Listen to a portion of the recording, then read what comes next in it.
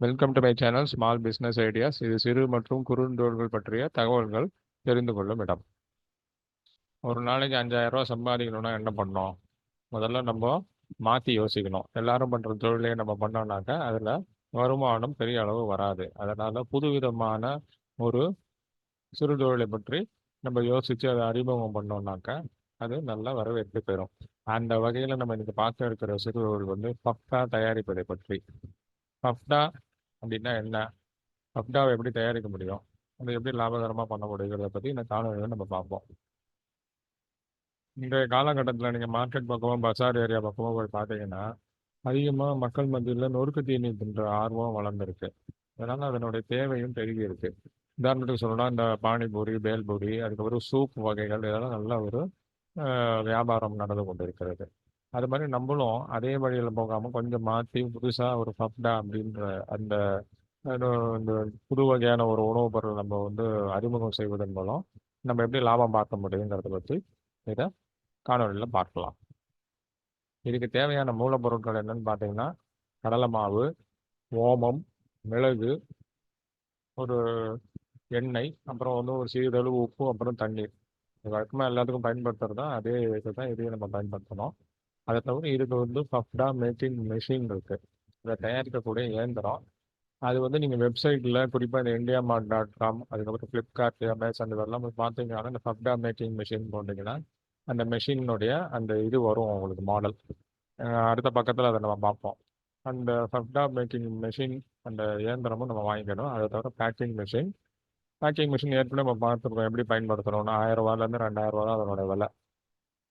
அதை தவிர வந்து நமக்கு வந்து உணவு தர கட்டுப்பாட்டினுடைய அந்த ஆவணம், அதாவது நம்ம அந்த லைசன்ஸு கண்டிப்பாக வேணும். ஒரு தொழில் சிறு தொழிலாக இருந்தாலும் நமக்கு அதுக்கு தேவையான ஆவணங்கள் நாம் எடுத்து வைத்துக் கொள்ள வேண்டும். ஜிஎஸ்டி, எஃப்எஸ்எஸ்ஐ, அப்புறம் எது எது தேவையோ அதெல்லாம் நம்ம எடுத்து வச்சுக்கிட்டா தான் நம்ம ஒரு பிற்காலத்தில் தொழில் வளரும் போது ஒரு வங்கியில் போய் கடன் வாங்க முடியும். இதுதான் அந்த மெஷினுடைய மாடல். அந்த மெஷின் வந்து இப்படி தான் இருக்கும். அந்த மெஷின் வந்து அது மாடல் பொறுத்து அதனுடைய விலை வந்து மாறுபடும். இதனுடைய ஆரம்ப விலைன்னு பார்த்தீங்கன்னா ஒரு 15,000 16,000 ரூபா தான் இதனோட இன்வெஸ்ட்மெண்ட்டு.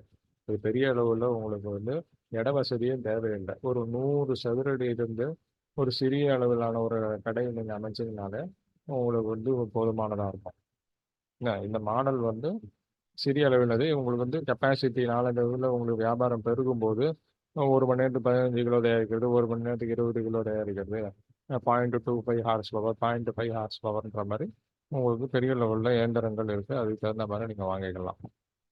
முதல்ல நம்ம வாங்கி வச்ச அந்த மாவு, இந்த கடலை மாவு, ஓமம், மிளகு, அப்புறம் அந்த உப்பு, தண்ணீர் ஆகியவற்றை சரியான அளவில் சேர்த்து நம்ம கலவை மாதிரி தயாரிச்சு அந்த பஜ்ஜி மாவெல்லாம் பிசைவாங்கல்ல அதே மாதிரி தான் அதுவும். அதை பிசைஞ்சிட்டு அந்த உருண்டையே அந்த மேலே அந்த ஸ்லாட் இருக்குல்ல அதில் கொடுத்து நம்ம பட்டன் ஆன் பண்ணி விட்டுட்டோம்னா இந்த பப்டா வந்து இந்த படத்தில் காட்டிருக்கிற மாதிரி உங்களுக்கு அந்த ஸ்லாட் வழியாக கீழே வந்துடும். வந்த உடனே அதை எண்ணெயில் போட்டு பொரித்து நம்ம இந்த டிஷ்ஷு தயாரிச்சிடலாம்.